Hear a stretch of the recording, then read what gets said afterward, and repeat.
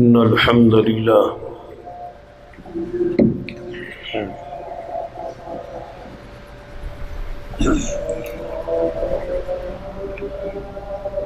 نحمده ونستعينه ونستغفره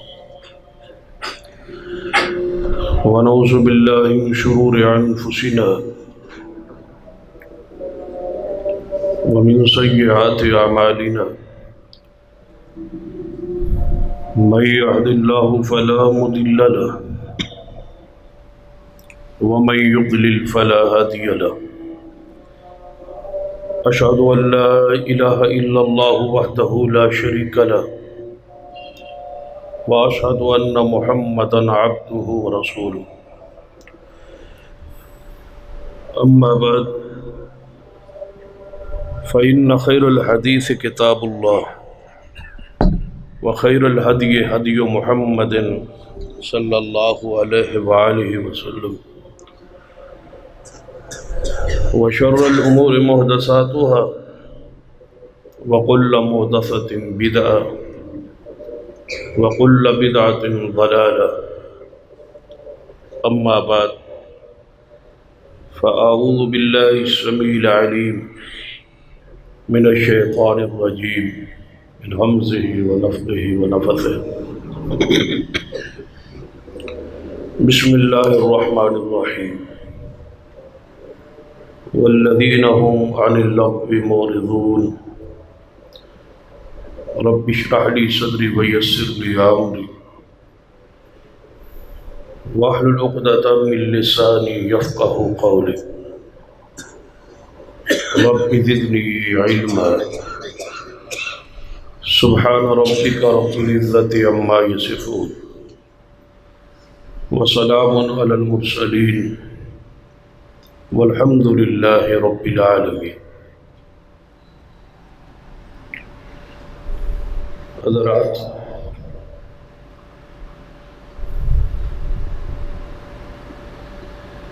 اسلام کے بہت سارے خصائل ہیں، بہت سارے نمایاں اوصاف ہیں،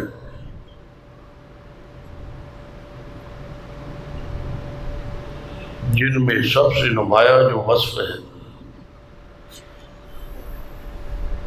اسلام کے اندر فحاشی اور بے-حیائی جو ہے یہ حرام ہے۔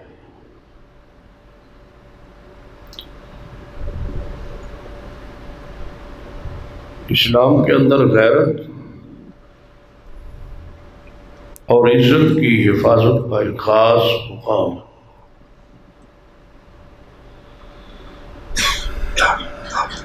اللہ تعالیٰ کی ذات غیرت والی ہے، جس نے ہر قسم کی فحاشی کو حرام کیا ہے۔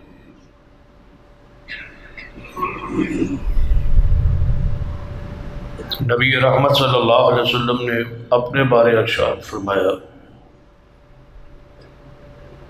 سیدنا سعد رضی اللہ تعالیٰ عنہ کا ایک ساتھ بات ہو گئی کہ اے سعد، اگر آپ گھر میں آئیں اور کوئی غیر بندہ آپ کے گھر میں موجود ہو تو آپ کیا کریں؟ تو سیدنا سعد رضی اللہ تعالیٰ عنہ فرمایا، میں اس کو قتل کر دوں؟ تو آپ نے فرمایا کہ سعد کتنا غیرت والا ہے، اور اس سے زیادہ غیرت اللہ نے مجھے بخشی ہے، اور مجھ سے زیادہ غیرت والا میرا رب ہے۔ مومن کو غیرت مند ہونا چاہیے، غیرت مند ہی مومن اللہ کے ہاں پسندیدہ ہے۔ اس لیے نبی رحمت صلی اللہ علیہ وسلم کی حدیث ہے، جو آدمی دیوس ہو، جس میں غیرت نہ ہو، وہ جنت میں داخل نہیں ہو۔ نماز روزے اقام کے ساتھ ساتھ ضروری ہے کہ بندہ غیرت والا ہو،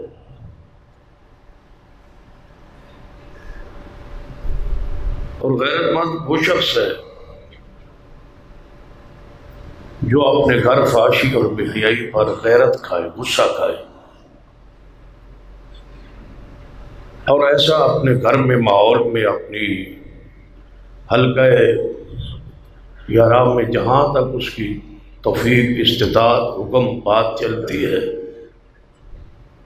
وہاں تک غیرت کا مظاہرہ کرے۔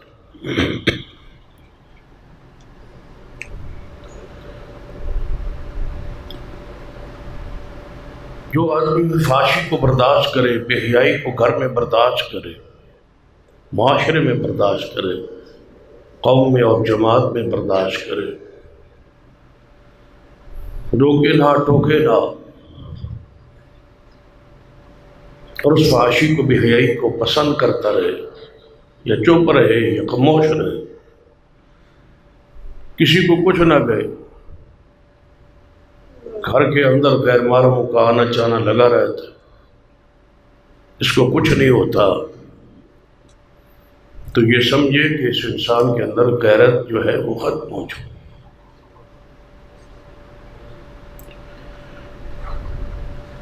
اپنے آپ کو غیرت مند بنائے، دین کی غیرت ہو، ایمان کی غیرت ہو، برائی کو گناہ کو برداشت نہ کرے، استطاعت جتنی ہے اتنا اس کو روکے۔ کنتم خیر امۃ اخرجت للناس تأمرون بالمعروف وتنہون عن المنکر، تم بہترین امت ہو، تمہاری ذمہ داری کیا ہے کہ اخرجت للناس تأمرون بالمعروف وتنہون عن المنکر، نیکی کا حکم دیجیے، برائی سے لوگوں کو روکیے، منع کیجیے، یہ آپ پہ فرض ہے۔ نماز اور روزے کا مقصد انسان اپنے آپ کو پاک کرے۔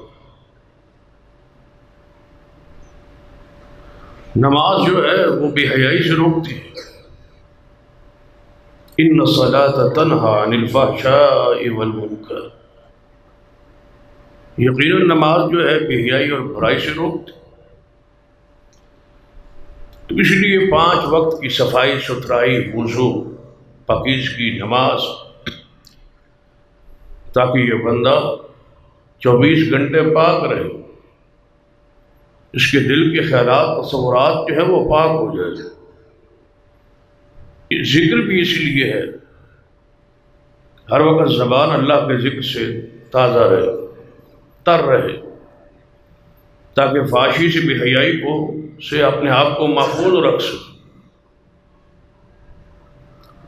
روزہ بھی اسی لیے ہے لعلکم تتقون، تاکہ تم میں پرہیزگاری، تقوی، اللہ کا ڈر خوف پیدا ہو۔ غیرت بھی تقوی کا حصہ ہے،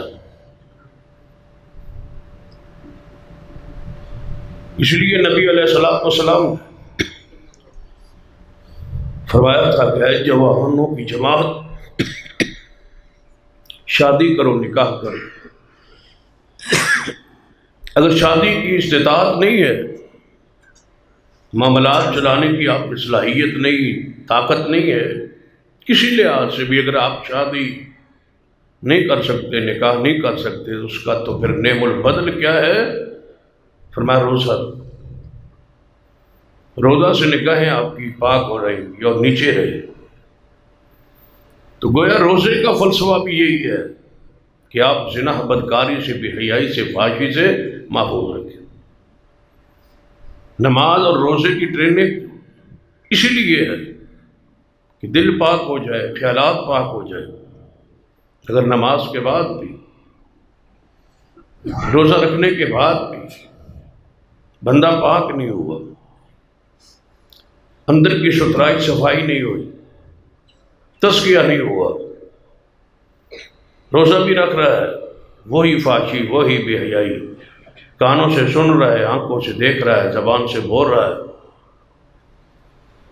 تو پھر اندازہ کریں اس کو سوائے بھوک اور پیاس کے ماہ رمضان کے آخر میں کچھ نہیں بچے۔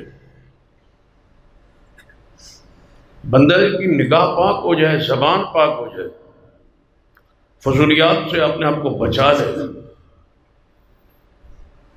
قرآن پاک احادیث کا مطالعہ کیجیے۔ سلیم الفطرت لوگوں کا تذکرہ قرآن پاک میں موجود ہے کہ وہ لوگ کتنے پاک تھے، کتنے پاکیزہ تھے، فحاشی بے حیائی سے کتنے دور رہنے والے تھے۔ قرآن پاک اس حوالے سے اور اس بات کو ذہن میں رکھ کے ذرا قرآن پاک کو سمجھیں، احادیث پر توجہ دیں کہ مومن کیسا سلیم الفطرت ہوتا ہے، کیونکہ نبی رحمت صلی اللہ علیہ وسلم کا فرمان ہے کہ جب بندہ بدکاری کرتا ہے تو فرمایا اس وقت وہ مومن نہیں رہتا، ایمان کی حالت میں زنا بدکاری نہیں ہو سکتی، ایمان اس سے نکل آتا ہے، خارج ہوتا ہے، باہر نکل آتا ہے۔ جیسے نبی علیہ السلام فرمایا تم قمیض اتار کے رکھتے ہو نا،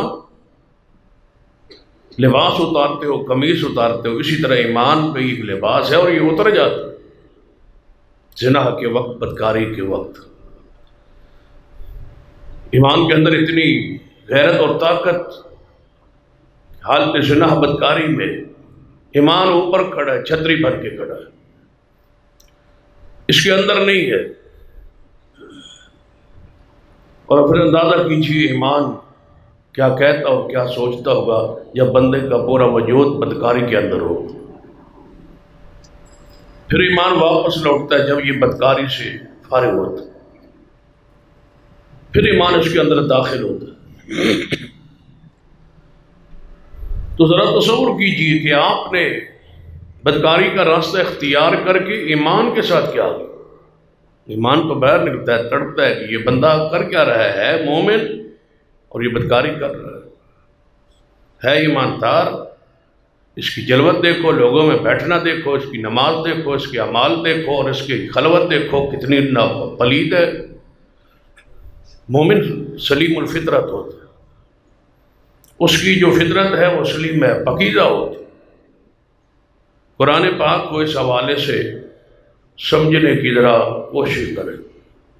سورہ یوسف کا بیان اس پہ ذرا غور کریں کہ یوسف علیہ السلام کے پاس حسن بھی اور کائنات کا آدھا حسن ہے، خوبصورتی بھی ہے، جمال بھی ہے اور جوانی بھی ہے، اور رہتے جس ماحول میں ہے شاہی محل میں رہ رہے، اور اس ماحول میں آپ پر جو عورت فرفتہ ہو، جو عام عورت نہیں، ملک کی خاتون اول ہے، شہزادی ہے، جسے ہمارے عرف میں معروف ہے زلیخا، یوسف علیہ السلام پر فرفتہ ہے۔ ظاہری طور پر جو ماحول تھا اس کے مطابق تو یوسف غلام تھا اور وہ آزاد ایک عورت تھی اور شہزادی تھی، مال و دولت کی فراوانی۔ یوسف علیہ السلام اس کے محل میں، اس کے گھر میں ہے، لیکن اس کی دل کی پلیدی جو ہے، دل کا جو روگ ہے، جو بیماری ہے، وہ سامنے آ۔ پھر سلیم الفطرت شخصیت کا کردار پڑھی، اس کا کردار بھی اور یوسف علیہ السلام کا کردار۔ مومن ایسا ہوتا، مومن کا کردار ایسا ہوتا۔ زلیخا نے پورے اہتمام اور انصرام کے ساتھ موقع بنایا اور محلات کے اندر ہی سیج بچھائی اور یوسف علیہ السلام کو اپنے کمرے میں لے جانے میں کامیاب ہوئی اور وہاں جا کے دعوت بنا دی۔ یوسف علیہ السلام کے علم میں بھی بات نہیں ہے کہ اندر جا کے یہ کیا کہے گی اور یہ کیا کرے گی۔ اگر تصور ہوتا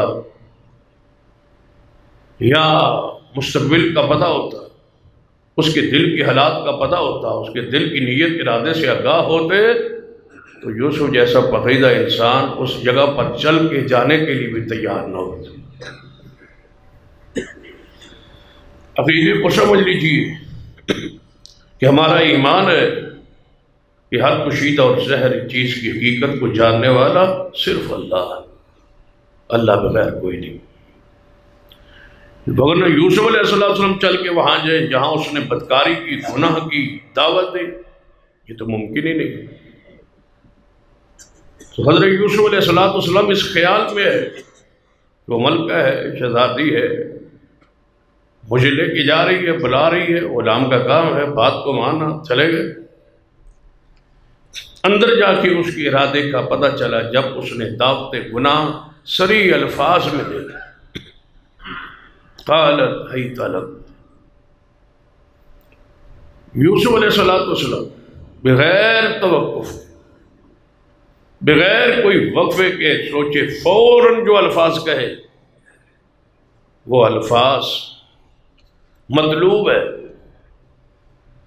وہ الفاظ، وہ غیرت، وہ حمیت مومن میں ہونی چاہیے۔ تقاضا آج کے خطبے کا آپ سے یہی ہے کہ آپ ان الفاظ کو، اس آواز کو اپنے دل میں جگا دیں، خاص کر جو جوان طبقہ ہے اور ماہ رمضان کے روزوں کی ساتھ محبت بھی کرتا ہے، رکھتا بھی، تو اپنے وجود کو ذرا پاک کر لیجیے تاکہ روزے کی روحانیت کو آپ حاصل کر لیں، روزے کے اجر و ثواب کو حاصل کریں، یہ تقوی، یہ پرہیزگاری اپنے اندر پیدا کرے، یہ فطرت سلیمہ ہو، آپ کا دل صاف ستھرا ہو، ہر بیماری سے پاک ہو، اور سب سے بڑی بیماری یہ ہے کہ بندے کو بدکاری کی عادت ہو۔ تو قرآن پاک سیدنا یوسف علیہ السلام کا کردار اس لیے پیش کر رہا ہے، واقعات اسی لیے ہوتے ہیں جو قرآن میں بیان کرے اور اللہ تعالیٰ نازل فرمائے، وہ عبرت ہے، سبق ہے، ہمارے لیے نمونہ ہے۔ سیدنا یوسف علیہ السلام اس بند کوٹھی اور بند کمرے میں ہے، یہ حسب والی، نسب والی، جمال والی عورت ہے، مساری عورت کا کوئی تذکرہ ہی نہیں ہے نا، وہ تو کسی گنتی میں ہی نہیں، وہ کیا انسان ہے، وہ عورت کیسے اسے انسان کہا جائے جس کا پیشہ ہی بدکاری ہے، انسانیت سے تو وہ نکل چکی ہے، دائرہ انسانیت میں وہ ہے ہی نہیں، جس کا رات دن کاروبار اور کام اور مزدوری یہ ہے، اس سے برا انسان رب کی زمین پہ اور کون ہو سکتا ہے، جس نے اپنی عزت کو گوا دیا، خاندان سے بغاوت کی، والدین کے ادب و احترام کو اور ان کی پاک اور عزت کا خیال نہ رکھا، لیکن ادھر حسن جمال ہے، اونچا خاندان ہے۔ ذرا اس حدیث کو پڑھے جن 7 خوش نصیبوں کو نبی علیہ السلام نے قیامت والے دن اللہ کے عرش کے سائے کی بشارت دی، ان 7 میں سے ایک وہ ہے جس کو حسب و نسب والی خوبصورت ترین عورت دعوت گناہ دے اور وہ جواب میں کہے انی اخاف اللہ، مجھے اللہ کا ڈر آتا، تو اللہ تعالیٰ ایسے جوان کو عرش کا سایہ عطا کرے، لیکن شرط یہ ہے کہ وہ سائے کی طلب بھی ہو، نہ چاہت بھی ہو، تو یہ بندہ وہی کر سکتا۔ سیدنا یوسف علیہ السلام اس بند کوٹھے کمرے میں ہے، زلیخا کی آواز ہے، قالت حیت لک، جواب جو اللہ نے قرآن میں بیان کیا ہے بغیر کسی توقف کے، جواب فوری آیا، فرمایا قال معاذ اللہ۔ کتنا وہ روحانی منظر ہوگا جب سامنے شہزادی گناہ کی دعوت دے رہی ہے اور یوسف کتنی پاک زبان ہے، وہ کتنے پاکیزہ الفاظ ہیں، اور عاجزی والے کتنے الفاظ ہیں کہ یہاں بھی اگر میرا رب مجھے نہ چاہے تو میں یہاں نہیں بچ سکتا، یہاں کس کی پناہ مجھے چاہیے؟ اللہ۔ قل اعوذ برب الفلق قل اعوذ برب الناس۔ انبیاء تو اللہ کی پناہ مانگتے ہیں۔ اہل شرک پر حیرانگی ہے جو انبیاء سے اور اولیاء سے پناہ مانگتے ہیں۔ انبیاء کس سے پناہ مانگتے تھے؟ اللہ سے، اللہ کی پناہ۔ قال معاذ اللہ۔ زلیخا جس گناہ کی طرف تو بلا رہی ہے، اللہ کی پناہ۔ انہ ربی احسن مثواي۔ میرے رب نے مجھے کتنی پیاری جگہ دی ہے، مرتبہ دیا ہے، مقام دیا ہے، عزت دی ہے، رتبہ دیا ہے۔ کیا میں اس سارے رتبے کو چھوڑ کے کیا بنوں؟ انہ لا یفلح الظالمون۔ اللہ جو ہے وہ ظالموں کو کبھی کامیاب نہیں کرتا۔ میں یہ ظلم کروں؟ زانی جو ہے، بدکار انسان تو ظالم ہے، یہ تو ظلم ہے۔ جس عورت کا میرا حق نہیں ہے، اس عورت کے ساتھ برائی کا ارادہ، اس سے بڑا ظلم کیا ہو؟ ظلم کہتے ہی ایسے ہے، تعریف ہی یہ ہے، معنی یہ ہے کہ کسی شے کو غیر محل پہ رکھنا، جو اس کا حق نہیں ہے وہاں رکھ۔ فرمایا کیا میں ظالم بن جاؤں؟ ثانی ظالم انسان، بدکار ظالم انسان، اس نے کتنے ظلم کیے ہو؟ جتنا آپ سوچیں گے گہرائی کے ساتھ سوچیں، اس سے بڑا ظالم کون ہو سکتا ہے؟ جس نے کسی کی خاندان کی عزت کو برباد کیا ہے، اس سے ظالم کون ہو سکتا ہے؟ جس نے اس کنواری عورت کے ساتھ بدکاری کر کے اس کے حق آنے والے شوہر بننے والے خاوند کے حق کو غصب کیا، یہ امانت تو اس کی تھی، اس نے تو خیانت کی ہے، اس نے بدکاری کا راستہ کھولا، تو اس سے بڑا ظالم کون ہو سکتا ہے؟ جس نے اپنے آپ کو جہنم کی وادی کا ایندھن بنا دیا ہے، اپنے نفس پر بھی ظلم کیا ہے۔ اس بدکار انسان نے کتنے ظلم کے پہاڑ توڑے، اس لیے یوسف علیہ السلام نے اپنے پیارے واز میں بدکار کو ظالم کہا کہ یہ تو بہت بڑا ظلم ہے۔ اس لیے قرآن پاک پڑھے تو ایک جگہ پہ اللہ نے شرک اور زنا کو اکٹھا بیان کیا۔ شرک سے بھی بڑا ظلم کوئی نہیں، اور پھر زنا سے بھی بڑا بھی ظلم کیا ہو سکتا؟ شرک بھی ظلم ہے، زنا بھی ظلم ہے۔ شرک جو ہے اللہ کی ذات و صفات میں ہے کہ ایک بندہ جانتے ہوئے کہ مشکل کشا رب ہے، حاجت روا رب ہے، اس کے باوجود غیر اللہ سے امیدیں رکھتا ہے، غیر اللہ سے دعائیں کرتا ہے، غیر اللہ کے وظیفے پڑھتا ہے، غیر اللہ کی نظر و نیاز عبادت کرتا ہے، حالانکہ اللہ موجود ہے اور اللہ اس کی دعاؤں کو سنتا ہے، قبول کرتا ہے، لیکن اس کے باوجود وہ اللہ کے سوا کسی اوروں کے دروازے پہ جاتا ہے جو اس کی دعا سننے کے لائق و قابل نہیں۔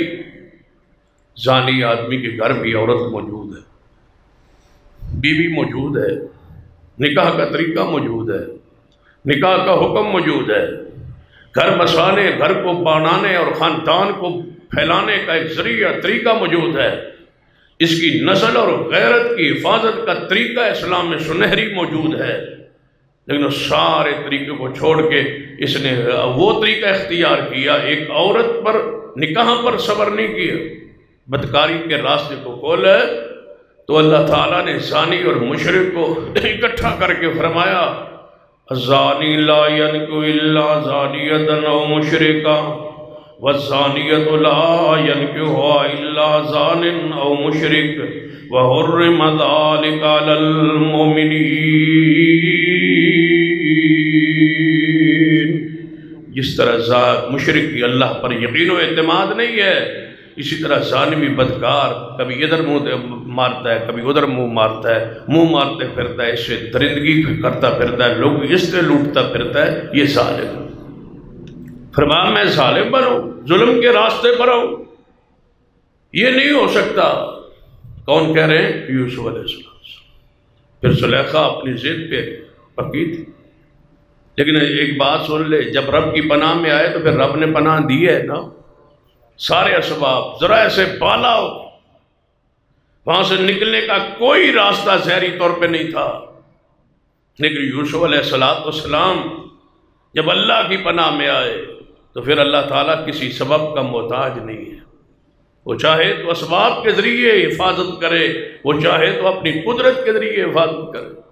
فرمایا یوسف میری پناہ میں آئے ہو تو پھر پیچھے کو پلٹو، دوڑو، اس جگہ کو چھوڑو، اس گناہ والی جگہ جہاں وہ گناہ کی دعوت دے رہی ہے، اس جگہ کو چھوڑ کے پیچھے پلٹو۔ یا اللہ دروازے تو بند کر رہی ہے، لاک کر کے آئی ہے، تالے لگا کے آئی ہے، باہر نکلنا تو انسان کی بس کی بات نہیں ہے۔ فرمایا یوسف جس کی پناہ میں آئے ہو وہ کسی چابی کا اور کنجی کا محتاج تو نہیں، پیچھے دوڑو۔ دوڑے، پھر اللہ نے بچایا، حفاظت کی، لیکن زلیخا ضد پر کہتی ہے اگر یوسف علیہ السلام میری بات نہیں نہ مانیں گے، عورتوں سے کہتی ہے، سہیلیوں سے کہتی ہے، میری بات نہیں نہ مانیں گے تو میں یوسف علیہ السلام کو جیل میں بند کروا دوں، جیل کی سلاخوں میں پھر زندگی گزارے گا۔ اور یہاں ایک اصول ظاہر ہو رہا ہے کہ جب آپ کو اختیار دیا جائے دنیا کی سزا کا، دنیا کی گرفت کا، پکڑ کا، اور ادھر آپ کے پاس آخرت ہو، تو یاد رکھنا دنیا کی تکلیف کو برداشت کر لینا، اپنے آخرت کو برباد نہ کر۔ یوسف علیہ السلام زلیخا کی یہ بات جب پہنچی، سہیلیوں کے سامنے کہہ رہی ہے میری بات نہیں مانے گا تو میں جیلے ڈال، جیل جائے گا، جیل کی سلاخوں کے پیچھے زندگی پھر بسر کرے گا یا میری بات مان لے گا؟ تو جواب میں سیدنا یوسف نے کیا فرمایا؟ یہ ہے پاکیزہ انصاف، یہ ہے بشریت، یہ ہے نبوت والی بشریت، یہ ہے انبیاء علیہ السلام کی عصمت، یہ ہے ان کی غیرت، یہ ہے ان کا ایمان۔ یوسف علیہ السلام کا جواب سنیے، قال رب السجن احب الی مما یدعوننی الیہ، ہے اللہ مجھے جیل پسند ہے اس گناہ سے جس کی طرف یہ بلا رہی ہے، مجھے جیل لے جائے، بند کر دے جیل کے اندر، لیکن گناہ یا اللہ یہ نہیں ہو سکتا، اللہ مجھے جیل زیادہ پسند ہے اس گناہ سے، جیل میں جانا قبول ہے۔ دنیا گناہ کر کے جیل جاتی ہے، یوسف گناہ سے بچنے کے لیے جیل جا رہا، کس ماحول سے جان چھوٹ جائے، یہ مخلوط ماحول، جس معاشرے میں، جس قوم میں، جس گھر میں رہ رہا ہوں، یہاں تو کوئی پردہ نہیں ہے، کوئی حیا نہیں ہے، کوئی غیرت نہیں ہے، تو بہتر ہے اسے جیل کا ماحول ملے جہاں کم از کم گناہ سے تو بندہ پاک رہنے کے لیے آسانی تو ہو۔ مخلوط ماحول سے، اس گندے ماحول سے مجھے جیل جانا پڑے یہ قبول ہے، یا اللہ پسند ہے مجھے جیل لے جا۔ اور اگر تو انہوں نے مجھے جیل میں نہ ڈالا اور میں باہر رہا تو وَإِلَّا تَصْرِفْ عَنِّي كَيْدَهُنَّ، اے اللہ پھر میں بچ نہیں پاؤں ان کے قید سے، ان کے مکر سے، ان کے پروگراموں سے، کہیں نہ کہیں یہ پھنسانے کی کوشش کرے۔ قدرت فطرت جو ہے سلیمہ نہیں ہے، وہاں فطرت کی خباثت ہے، خبیث فطرت کی مالکہ خاتون ہے، اور ادھر سلیم الفطرت انسان یوسف علیہ السلام، یا اللہ مجھے جیل چاہیے، اور اگر میں یہاں رہ کے اس ماحول میں اگر اس گناہ میں چلا گیا وَأَكُن مِّنَ الْجَاهِلِينَ تو میرا شمار تو جاہلوں میں سے ہو جائے گا۔ یاد رکھیے بدکار انسان سے بڑا جناب جاہل رب کی زمین پہ نہیں، بدکار جاہل ہوتا، جتنا پڑھا لکھا ہے بدکار ہے تو جاہل۔ قرآن کا یہ اصول ہے، قرآن نے ضابطہ دیا ہے، خبر دی ہے کہ وہ جاہل ہے، اس کا شمار جاہلوں میں ہے۔ اس سے بڑی جہالت کیا ہوگی جو بدکاری کا راستہ کھول رہا، اور جانتے ہو یہ راستہ کتنا برا ہے۔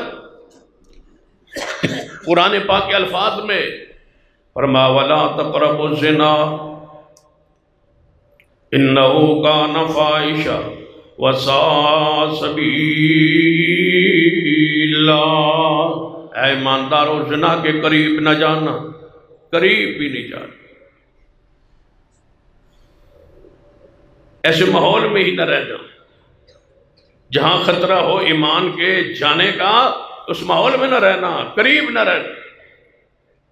اس سے مراد کیا ہے کہ گانا نہیں سننا، فحاشی کی باتیں نہیں کرنی، کیونکہ یہ ساری چیزیں زنا کے قریب کر رہی ہے، بدکاری کے قریب کر رہی ہے، بدکاری کا ذوق پیدا کر رہی ہے، دل پر زنگ لگا رہی ہے، ایسی چیزوں کے قریب نہ جائے۔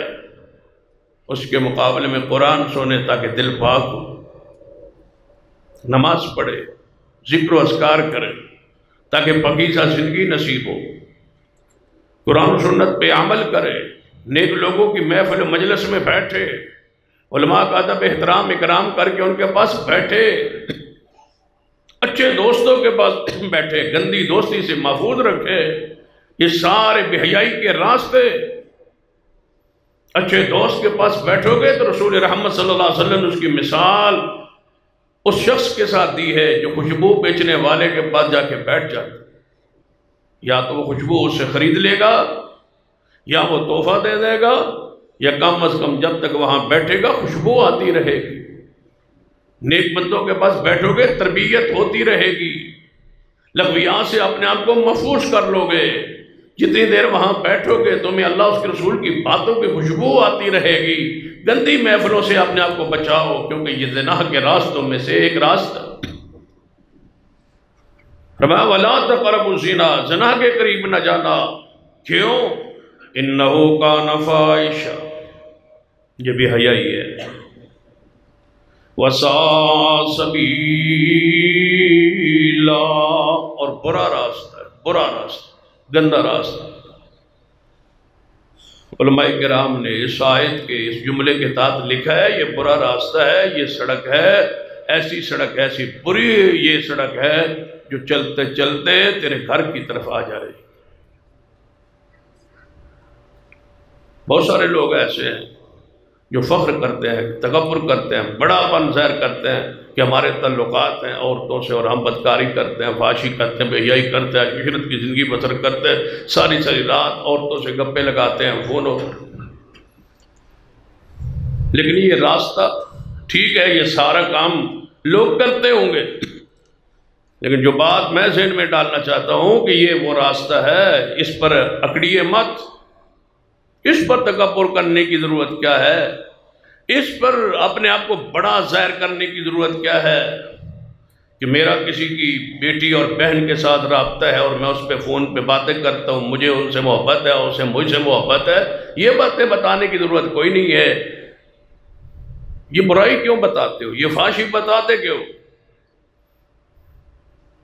جو آپ سے ایسی بات کرے ذرا اپنی زبان سے اس کو سمجھائیے کہ یہ کوئی بڑی بات نہیں ہے، تیری بہن بھی تو ہوگی نا، اس کا بھی نمبر تو کسی کے پاس ہوگا نا، فخر کی بات کون سی؟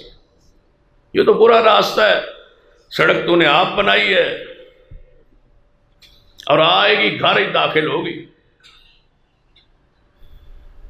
یہ ایسا قرض ہے جو دینا تو پڑنا ہے۔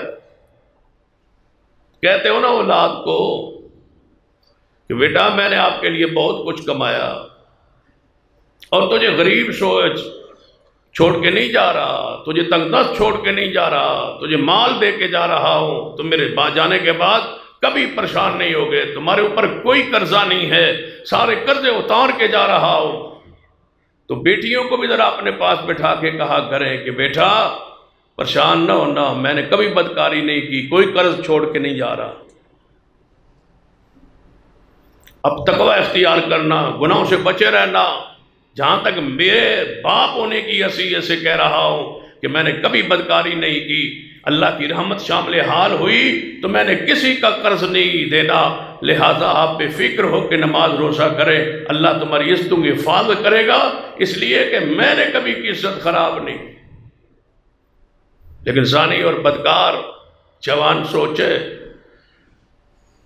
ذرا بہن بیٹیوں کے پاس بیٹھ کے انہیں کہے کہ بیٹا سنبھل کے رہنا، میں نے کسی کی عزت نہیں چھوڑی، بدلہ ہوگا، قرضہ ہوگا۔ اپنی بہن کے پاس بیٹھ جایا کرے اور اپنی بہن کو بتایا کرے کہ میں بدکار انسان ہوں، میں نے بہت قرضے دینے ہیں، دینے آپ نے ہی، میرا رابطہ ہے لڑکیوں سے، میں بدکار انسان ہوں، لہذا تیار رہنا کہ یہ بدکاری ہمارے گھر آنی ہے۔ من ذاق ذوقا من زنا زنیا من فعل فعل۔ اپنے آپ کو پاک کیجیے، تم پاک رہو گے، تمہاری بہنیں اور بیٹیاں پاک رہیں گی، نسلیں پاک رہیں۔ تم بدکاری کے راستے پہ چلو گے تو یہ کوئی بڑا کام سرانجام دے کے نہیں گئے آپ نے، تم نے اپنی عزت کو خود نیلام کر دیا ہے، لوگوں کے سامنے رکھ دیا ہے اور اللہ کے عذاب کو دعوت دی ہے۔ کیونکہ نبی علیہ السلام نے فرمایا جب میری امت میں سود اور زنا عام ہو جائے گا تو ان میں ایسی بیماریاں نازل ہوں گی جن کا ان کے آباء و اجداد نے نام بھی نہیں سنا ہوگا۔ جانتے تھے ہمارے آباء و اجداد کی کرونا کیا ہوتا؟ نیا نام آیا ہے نا تو رسول اللہ کی خبر پوری کی ہوئی نا کہ طاعون اور ایسی بیماریاں آئیں گی جن کے آباء و اجداد نے نام نہیں سنا ہوگا جب سود اور زنا میری امت میں عام ہو جائے۔ بتلائیے یہ دو گناہ سے کون محفوظ ہے؟ الا من رحم رب۔ سیدنا یوسف علیہ السلام کے کردار کو اپنائیے، جیل میں گئے ہیں اور جیل میں رہے ہیں، صرف ایک اس عمل سے اپنے آپ کو محفوظ رکھنے، جیل کی زندگی گزاری۔ اگر سلیم الفطرت انسانوں کو دیکھنا ہے تو سیدہ مریم علیہ السلام کو قرآن سے پڑھی۔ اللہ نے جب ان واقعات کو بیان کی ہے تو وَذْكُرْ کے الفاظ کے ساتھ کہ ذرا پڑھو، یاد کرو پہلے لوگوں کی تاریخ، واقعات، کیسے پکیزہ لوگ۔ سیدہ مریم علیہ السلام کا کردار کتنا پکیزہ تھا۔ جب آپ کا پیٹ بطن مبارک بوجھل ہوا، محسوس ہوا کہ میرے پیٹ میں جسے آپ حمل کے آثار جب زہر ہونے لگے وجود سے، تو سیدہ مریم اپنی بستی کو کیوں چھوڑا، علاقے کو کیوں چھوڑ کے چلی گئی تھی جنگل میں کہ کس طرح میں فیس کر سکوں گی ان بندوں کا، ان عورتوں کا، میرا تو نکاح ہی نہیں ہوا، شادی نہیں ہوئی، گناہ ہوا نہیں ہے، تو یہ پیٹ کے معاملات، یہ بچہ، یہ کیفیت، یہ حمل، یہ کیسا ہے؟ یہ ہے فطرت کی پاکیزگی، طہارت، کہ یہ میرے ساتھ کیا ہونے والا ہے، حالانکہ علم میں ہے کہ گناہ نہیں کیا، نکاح نہیں ہوا، گناہ نہیں کیا، تو یہ بچہ پھر کیسے پیدا ہوگا اور کیسے میں قوم کا فیض کر سکوں گی؟ اس سے بہتر نہیں ہے جنگل میں جاؤں اور مر جاؤں؟ خطا کاروں، گناہ گاروں، بدکار کے راستے پہ چلنے والے لوگوں، اگر تم میں ڈر ہوتا، خوف ہوتا، اپنی بہنوں بیٹیوں کی عزت کا پاس ہوتا، اللہ کی قسم جو حالات کر دی ہے جوانوں نے، یہ چھوڑ کے تم بستیوں، جنگلوں میں، پہاڑوں میں جا کے بھاگتے اور رہتے کہ میں کس ماحول میں رہ رہا ہوں، میں کیا کر رہا ہوں، کن کے لیے گڑھے کھود رہے ہو؟ اپنے بہنوں اور بیٹیوں کے لیے، نواسے اور پوتوں پوتیوں کے لیے یہ گڑھے کھود رہے ہو۔ ان گڑھے میں تم نے ایک وقت آنا ہے، گرنا ہے اور اعلان ہونا ہے کہ فلاں کے گھر بدکاری کے دروازے کھل گئے جو خود بدکار ہوا کرتا تھا۔ سیدہ مریم علیہ السلام جنگل میں ہے، جنگل میں گئی اس لیے ہے کہ یہ میرے پیٹ کے جو معاملات ہیں، قوم کیا کہے گی، بندے کیا کہیں گے۔ وہاں جا کے پتہ کیا کہتی ہے قرآن پاک کے الفاظ، قالت یا لیتنی مت قبل ھذا۔ ان الفاظ کے معنی کو اگر آپ جانتے ہیں تو پھر ان کی روحانیت پہ غور کرے، یا لیتنی مت قبل ھذا، کاش میں مر گئی ہوتی اور اس دن سے دیکھنے سے پہلے دنیا سے چلی گئی ہوتی جب لوگ انگلی اٹھائیں گے کہ مریم نے یہ گناہ کیا ہے۔ حالانکہ دل پاک ہے، دل صاف ہے، صرف تہمت کا ڈر، خوف، لوگ کیا کہیں گے، اس ڈر اور خوف سے کہہ رہی ہے کاش میں مر گئی ہوتی۔ تو کبھی سوچ لیا کرے، آپ بھی بیٹھے بیٹھے کہہ لیا کرے میں بھی انسان ہوں، میں سارا دن ساری رات موبائل پر غیر عورتوں سے میں باتیں کرتا ہوں، میں بھی انسان ہوں، مر گیا ہوتا، اس دن سے پہلے مر گیا ہوتا، میں اپنی بہنوں بیٹیوں کے لیے گڑھے جو کھود رہا ہوں میں پیدا ہی نہ ہوتا تو مر گیا ہوتا، وَكُنْتُ نَسِيًّا مَنْسِيًّا، میں بھول بھال گئی ہوتی، مجھے کوئی یاد ہی نہ ہوتا، میرا تذکرہ ہی نہ ہوتا۔ مریم کی فطرت میں ایسی پریشانی آ گئی ہے، تڑپ رہی ہے کہ قوم کو کیا کہوں۔ تو پھر اللہ نے سارے احکامات دے کے فرمایا مریم تمہاری عزت کے رکھوالے ہم، آپ کیوں پریشان ہوتی؟ لیکن ان کی فطرت کی پاکیزہ تو ہے، اگر سمجھنا ہے تو پھر سیدہ مریم علیہ السلام کی قوم کو پڑھو، قوم کی سوچ کتنی بلند ہے، قوم بھی ایسی ہو، جماعت بھی ایسی ہو، بستی بھی ایسی ہو۔ جب سیدہ مریم علیہ السلام کہ ہاں عیسیٰ ابن مریم پیدا ہوئے، حکم ہوا مریم بچے کو لے کے اپنی قوم کی طرف چل۔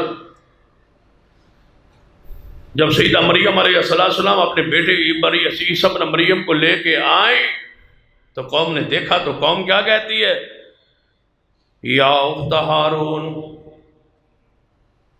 یا اخت ہارون ما کان ابوک امرأ سوء وما کانت امک بغیا، اے مریم تیرا باپ تو ایسا نہیں تھا، تیرا باپ تو ایسی برائی نہیں کرتا تھا۔ پھر باپ نہ کرتے ہوں تو پھر بیٹیوں کی اللہ حفاظت تو کرتا ہے۔ ما کان ابوک امرأ سوء، اے مریم تیرا باپ ایسا نہیں تھا، وَمَا كَانَتْ أُمُّكَ بَغِيًّا، تیری ماں بھی ایسی نہیں تھی، تیرا باپ پاک تھا، تیری ماں پاک تھی، نیک لڑی تھی، نیک نسل تھی، تمہاری عزت تھی، شہرت تھی، مقام تھا، تم متقی لوگ تھے، پرہیزگار لوگ تھے، قوم بھی تڑپ رہی ہے مریم یہ کیا، تیری ماں باپ تو نیک تھے۔ فَأَشَارَتْ إِلَيْهِ، مریم علیہ السلام نے اشارہ کیا عیسیٰ ابن مریم کی طرف کہ مجھ سے نہ پوچھو، اس سے پوچھو۔ تو پھر اللہ نے ان کی عزت کو، مقام کو اور چار چاند لگانے کے لیے عیسیٰ کو بولنے کی قوت بخش دی۔ پاک لوگوں کا پڑھیے اور پاک لوگوں میں اپنے آپ کو شمار کیجیے۔ سیدنا، یہ تو پاکیزہ فطرت لوگوں کی بات تھی سیدہ مریم کی۔ آؤ ذرا چلتے ہیں نبی علیہ السلام کی امت کی طرف۔ سب سے پہلا امتی کون ہے؟ سیدنا ابو بکر صدیق رضی اللہ عنہ۔ جب آپ کی بیٹی، میری اور تمہاری ماں سیدہ کائنات اماں جی عائشہ رضی اللہ تعالیٰ عنہ سلام اللہ علیہ، جب آپ پر الزام لگا، ایک تو ہے بدکاری کرنا، بدکاری کے راستوں پہ چلنا، نیک لوگ تو ان راستوں ایسی باتیں ان کے بارے میں ہو جائیں تو وہ تڑپ جاتے، تجھے کچھ بھی نہیں ہوتا، گناہ کر کے کچھ نہیں ہوتا، بدکاری کر کے کچھ نہیں ہوتا۔ اور پتہ ہے یہ کتنا برا گناہ ہے، بندہ شراب پی توبہ کر لی اللہ معاف کرے گا، بندے نے شراب خود پی ہے توبہ کر لی، کسی کو قتل کیا ہے قصاص میں یا قتل ہو گیا یا دیت دے دی، معافی ہو گئی۔ کسی کا مال آپ نے لیا ہے، اللہ نے توبہ کی توفیق بخشی، آپ نے اس کو مال واپس کر دیا تو جان بخشی ہو گئی۔ اور اگر زنا بدکاری کی آپ نے اور توبہ کی، پھر بتاؤ جن کی عزت لوٹی ہے ان کو کون جا کے بتائے؟ جن حق کا حق لوٹا ہے ان کو جا کے کون بتائے گا؟ معافی کیسے ہوگی؟ توبہ تو کر لو گے، یا اللہ معاف کر دے، پھر آگے راستہ انہوں نے بھی تو پوچھنا ہے نا قیامت والے دن، جن کی عزتوں کو خراب کیا ہے، جن کے ہاں بچہ پیدا ہوا بدکاری کی وجہ سے، شادی شدہ عورت سے گندے تعلقات سے وہاں بچہ پیدا ہوا، کس نے؟ کس کے گھر؟ دوسرے بندے کے گھر۔ بچہ تیرا، باپ اس کا کوئی اور بنا پھرتا ہے، بتا تجھ سے قیامت والے دن حساب کس طرح ہوگا؟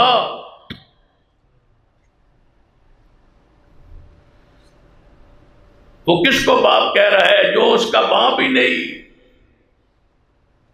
وہ کس کو چاچا کہہ رہا ہے جو اس کا چاچا نہیں؟ وہ کس کو دادا کہہ رہا ہے جو اس کا دادا نہیں؟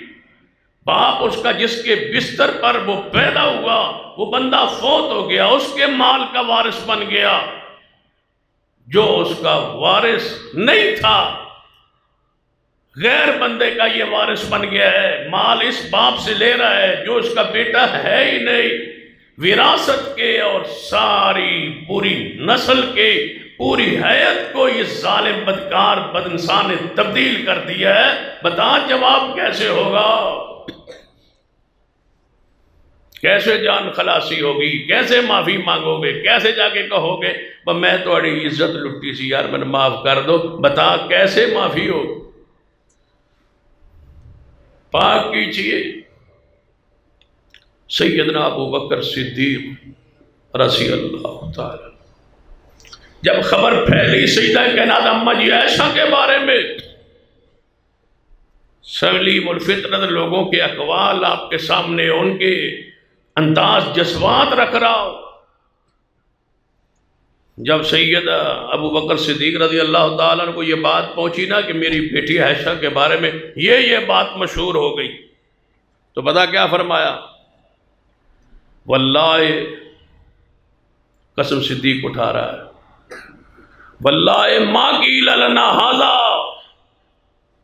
فی الجاہلیہ، اللہ کی قسم جو آج اسلام قبول کرنے کے بعد، اسلام کی عزت لینے کے بعد جو بات میری بیٹی اور میرے گھر کے بارے میں، بیٹی کے بارے میں مشہور ہے، اللہ کی قسم ہم نے یہ ایسی بات تو اپنے خاندان کے بارے میں کبھی جاہلیت میں بھی نہیں سنی تھی۔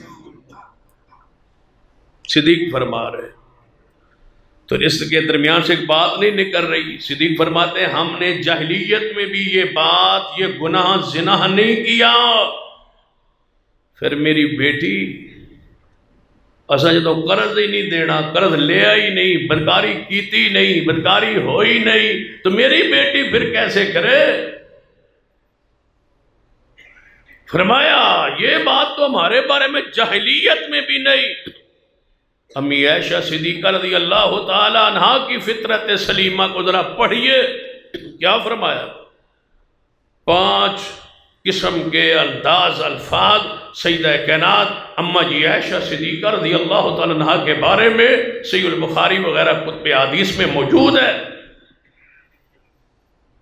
جب آپ کے بارے میں یہ طوفان بدتمیزی برپا کیا منافقوں نے، کافروں نے، کہ امی عائشہ رضی اللہ تعالیٰ نے ایسی یہ بات ان سے ہو گئی ہے، نعوذ باللہ الزام لگایا، تو سیدہ کائنات اماں جی عائشہ فرماتی ہیں جب میں نے یہ بات سنی تو میری بیماری، میرا بخار تھا، بخار میرا اور بڑھ گیا۔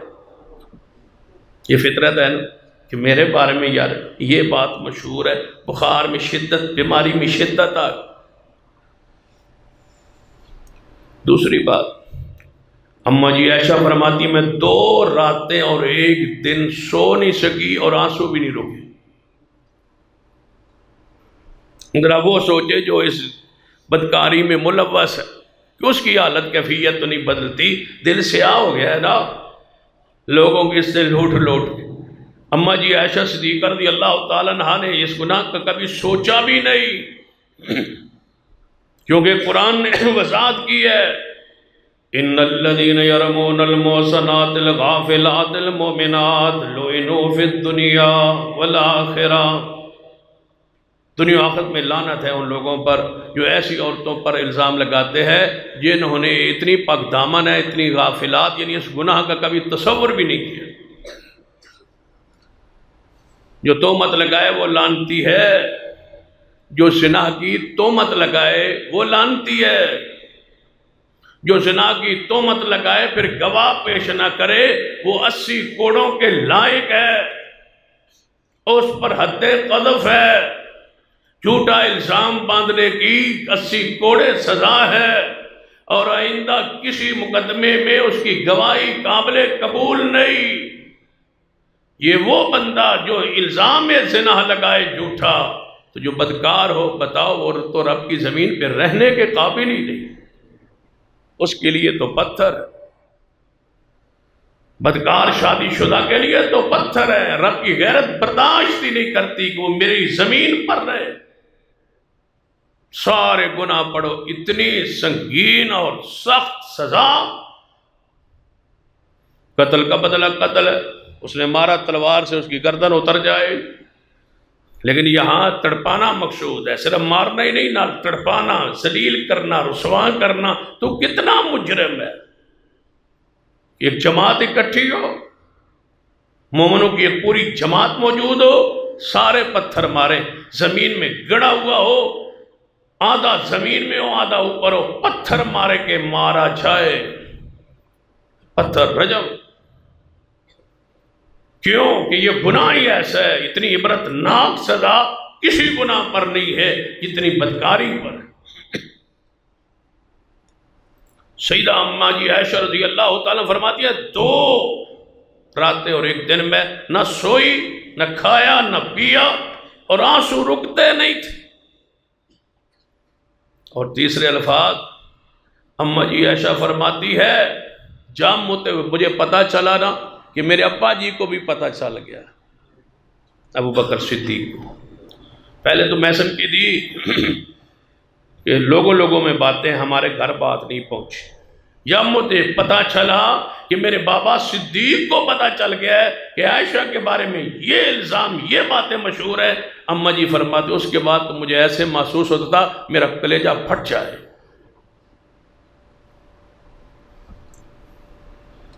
چوتھے الفاظ ہے غش کھا کے امی عائشہ زمین پہ گر پڑی۔ یہ سلیم الفطرت، یہ پاکیزہ لوگ ایسے گندے الزامات کا سن کر کے گر رہے۔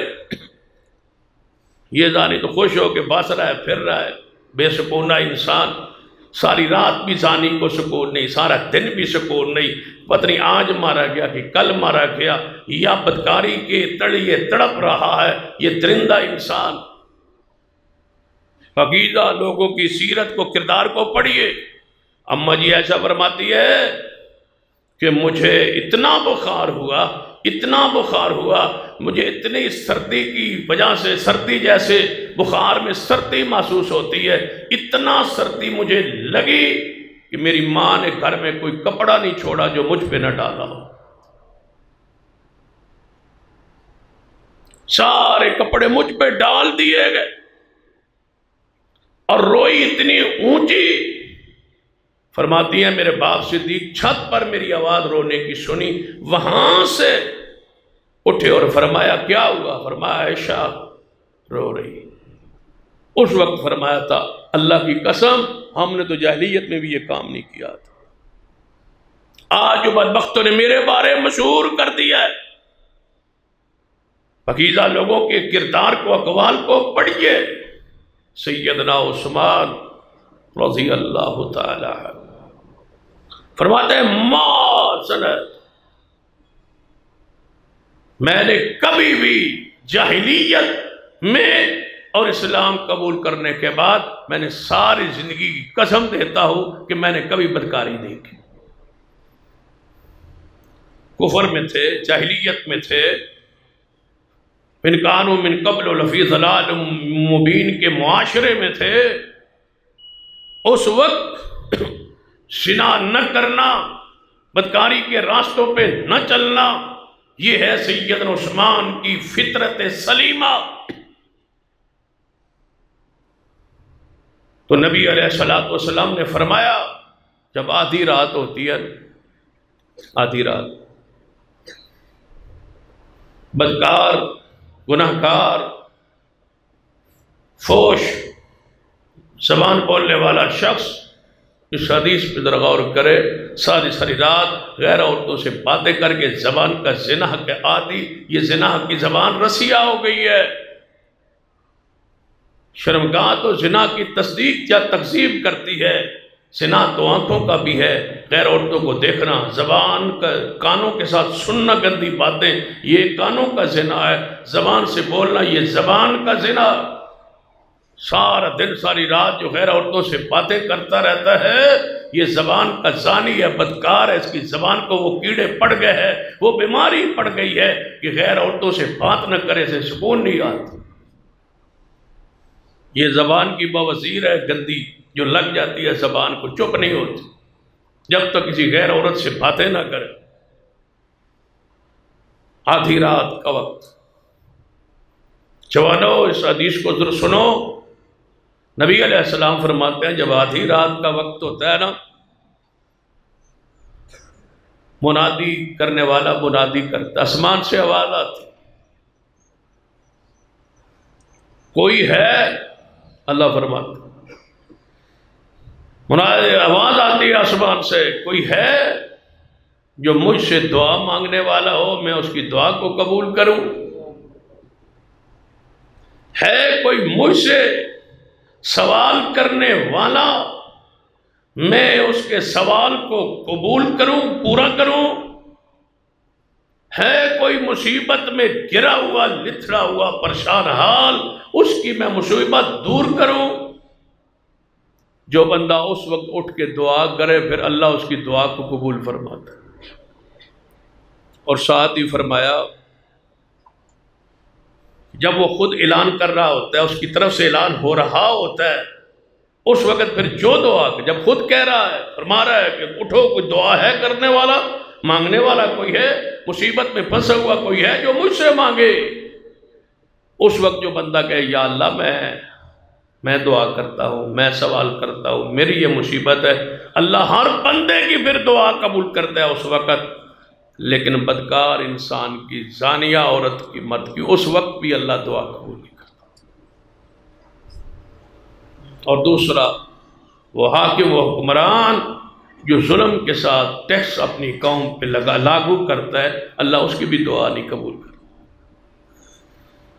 دو بندے بد نصیب، ایک حاکم زیادہ ظلم ٹیکس لینے والا اپنی قوم سے، اپنی رعایا سے، اس کی دعا، اور بدکار انسان کی دعا، زانی عورت کی دعا، اس وقت بھی اللہ قبول نہیں کرتا۔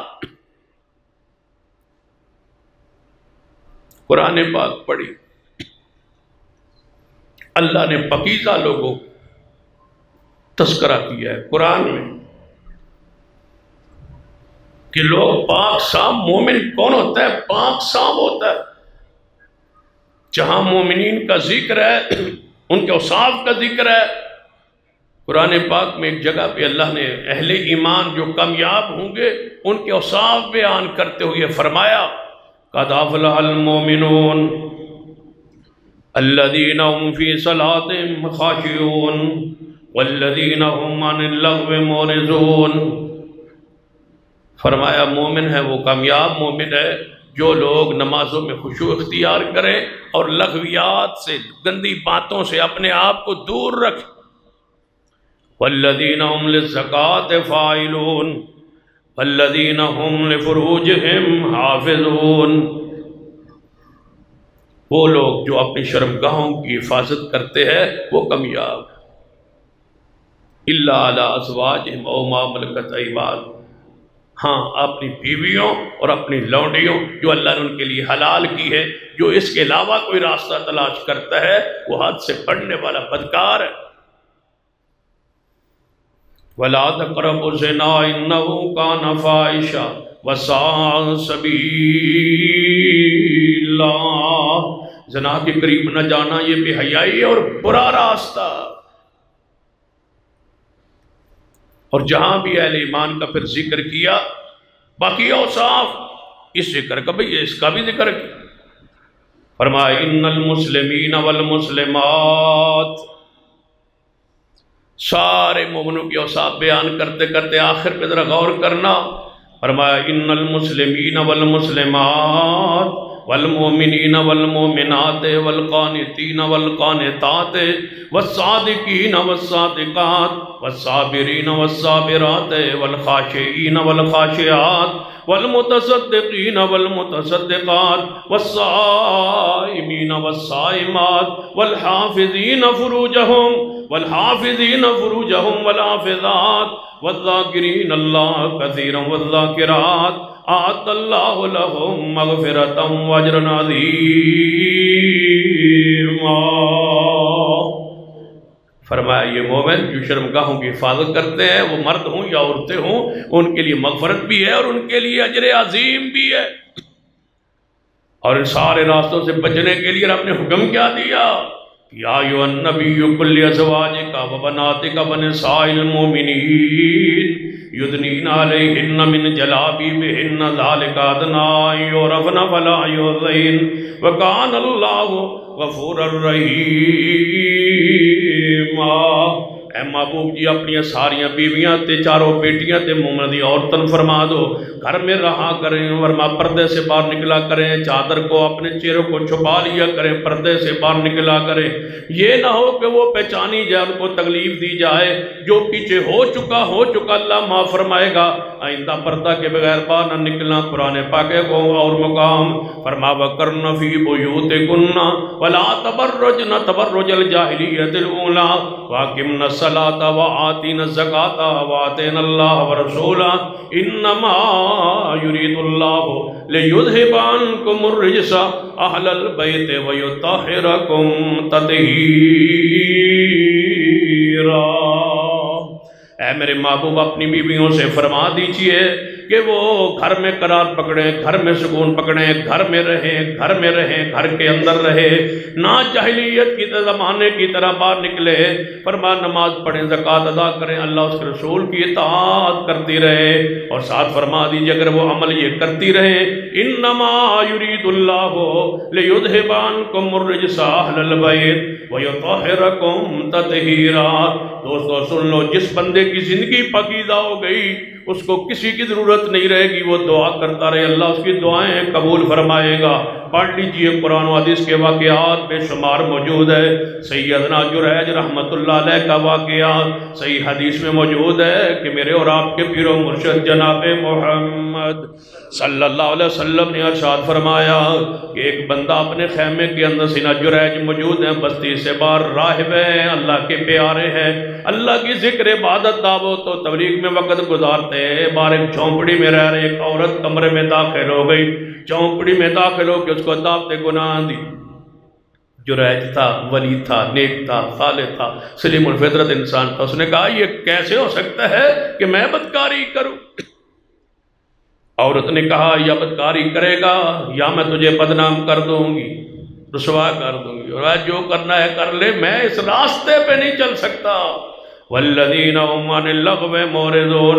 یہ عورت باہر گئی، اس نے بدکاری کی کسی چروائے کے ساتھ، اس کے پیٹ میں بچہ جناب آگے پیدا ہوا۔ جب بچہ پیدا ہوا لوگوں نے پوچھا، قوم نے پوچھا، بستی والوں نے پوچھا، اے ناپاک عورت یہ بچہ کہاں سے آیا ہے؟ کہنے لگی یہ بچہ اس راہب کا ہے، اس جریج کا ہے جس کو اللہ کا ولی سمجھتے ہو، نیک پارسا سمجھتے ہو۔ پوری بستی کے لوگ آ گئے، بستی نے اس کا جھونپڑی کو گرانا شروع کیا، جھونپڑی گرا رہے ہیں اور ساتھ اس کے تشدد کر رہے ہیں۔ جریج فرمانے لگے ہے میری قوم میری بات تو سنو، میری بات تو سنو، میں نے یہ گناہ نہیں کیا، کیوں مجھے مار رہے ہو؟ کہنے لگے یہ بچے، یہ ماں عورت کہتی ہے یہ بچہ تیرا ہے، ہمارے نزدیک نزدیک تو انتہائی پاکیزہ انسان تھا، لیکن تو نے یہ کام کیا کیا؟ کہنے لگا میں نے نہیں کیا، میں نے یہ گناہ نہیں کیا۔ ذرا رک جاؤ، استعینوا بالصبر والصلاۃ ان اللہ مع الصابرین، ذرا نماز سے مدد لینے دو۔ یہ جریج اٹھا ہے، اس نے 2 رکعت نماز پڑھی ہے۔ پاک بنو، اللہ دعا قبول کرے گا، پاکیزہ بنو، اللہ دعا قبول کرے گا۔ اپنے زبان اپنے وجود کو بدکاری سے پاک کرو، اللہ دعائیں قبول کرے گا۔ یہ جریج 2 رکعت نماز پڑھ کے اٹھا ہے، اس نے جا کے بچے کے سر پہ ہاتھ رکھا ہے۔ چند دنوں کا بچہ ہے، چند لمحات کا بچہ ہے، کیسے بولے گا؟ لیکن اللہ پاک بعض بندے کی عزت کی بحالی کے لیے جس کی جھونپڑی گرا دی گئی، جس کو مارا پیٹا گیا، اور یہ جریج اللہ کا ولی اس بچے کے سر پہ ہاتھ رکھ کے پوچھتا ہے، یا غلام، اے بچے دس من ابو کا، تیرا باپ کون ہے؟ اللہ نے بچے کو بولنے کی قوت دی، فرما میری قوم یہ بدکار میری ماں ہے۔ ماں باپ کو تو اف بھی نہیں کہنا چاہیے تھا، یا اللہ کسی کی ماں بھی ایسی نہ ہو۔ بدکارہ عورت کی حیثیت کیا ہے؟ بیٹا ہے، بول کے کہتا ہے ماں بری ہے، یہ برا نہیں ہے، ماں گندی ہے، ماں نے کا کردار درست نہیں ہے، یہ ماں ہے جس نے میری بتائے وہ ماں، اس نے بچے بدکاری کرے، بتائے وہ بندہ جس نے بدکاری کر کے بچہ جس دنیا میں آیا ہے، بتاؤ اس بندے کو جس کو زمانہ حرامی کہے گا، اس کی زندگی کے ساتھ کس نے کھیل کھیلا؟ جس کو زمانہ حرامی کہہ رہا ہے، یہ اپنے باپ کا نہیں ہے، بتاؤ اس سے بڑی آر اور تان کیا ہو سکتا ہے؟ یہ بچہ بول کے کہتا ہے میری قوم یہ میری ماں کا کردار ہے، میری ماں نے بدکاری کی ہے، فلاں بندے کے ساتھ، چرواہے کے ساتھ اس نے منہ کالا کیا ہے، یہ اللہ کا ولی ہے۔ اللہ پاک بندے کی دعاؤں کو قبول کرتا۔ حدیث بخاری کی وہ پڑھ لیجئے، 3 بندے جو غار میں پھنسے ہوئے تھے، راستہ نکلنے کا کوئی نہیں تھا، تو تیسرے بندے نے دعا میں کیا کہا تھا؟ یا اللہ جانتا ہے تو نا میں تیرا وہ بندہ ہوں جس کی محبت چچا کی بیٹی کے ساتھ تھی،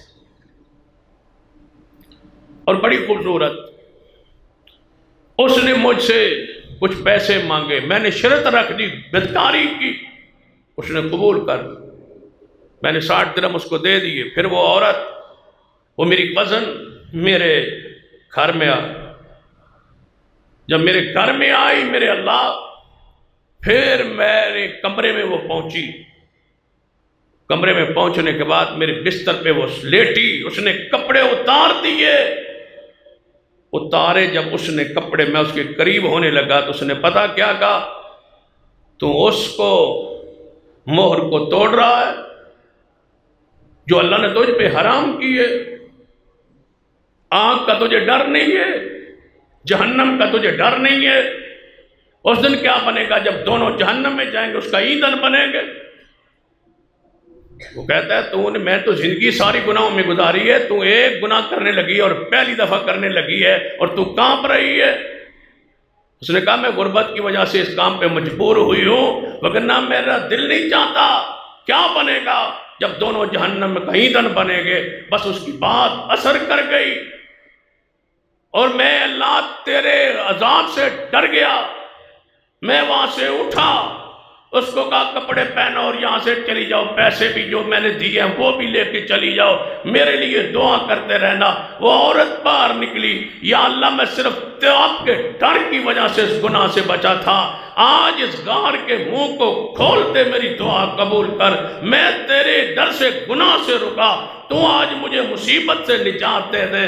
جس مصیبت سے نکلنے کی کوئی راہ نہ ہو، وہاں اپنی پاکیزگی کا، طہارت کا، عمل کا وسیلہ پیش کر کے دعا کیجئے، اللہ نے غار کا منہ کھول دیا، دعائیں قبول کرتا ہے۔ ایک شرط یہ ہے کہ بندہ پاک ہو۔ ابراہیم کی دعا صحیح البخاری میں پڑھیے، سیدہ سارہ علیہ السلام کی دعا پڑھیے، جب ظالم بادشاہ کی گرفت میں کمرے میں تھی سیدہ سارہ، کیا کہا تھا؟ یا اللہ یہ میں گناہ نے کبھی نہیں کیا، اب تو میں تیرے خلیل کی بیوی ہوں نا، جب میں کنواری تھی میں نے تو اس وقت بھی یہ گناہ نہیں کیا، آج ظالم بادشاہ زبردستی مجھ سے بدکاری کرے، اللہ نے اسی وقت دعا قبول کر کے بادشاہ پر فالج ڈال کے زمین پہ گرا کے تڑپا کے رکھ دیا تھا کہ پاکیزہ خاتون سلیم الفطرت عورت کے قریب نہ جانا، جس نے زندگی گناہ نہیں کیا، آج میں اس کی حفاظت کروں۔ یہ اللہ کا قانون ہے کہ آپ پاک بنے، اللہ تمہاری دعائیں قبول کرے گا۔ اپنی اولاد، اپنی بیٹیوں بہنوں کے لیے قرض نہ چھوڑ جانا بدکاری کا، صاف ستھرا ہو کے دنیا سے جائی، اور اپنی بہنوں کو کہیے کہ ہم نے گناہ یہ نہیں کیا، اللہ تمہاری عزتوں کی حفاظت کرے گا۔ ایسا نہ ہو کہ ان کو مکروہ چھوڑ جائیں اور پھر مر جائیں اور پیچھے آپ کی بدکاری کے شورے ہوں، اور دنیا کہہ رہی ہو کہ یہ خود بدکار تھا، آج اس کے گھر میں بدکاری ہو رہی ہے۔ اللہ مجھے اور آپ کو محفوظ فرمائے۔ اقول قولی ھذا واستغفر اللہ لی ولکم ولسائر المسلمین وآخر دعوانا الحمدللہ۔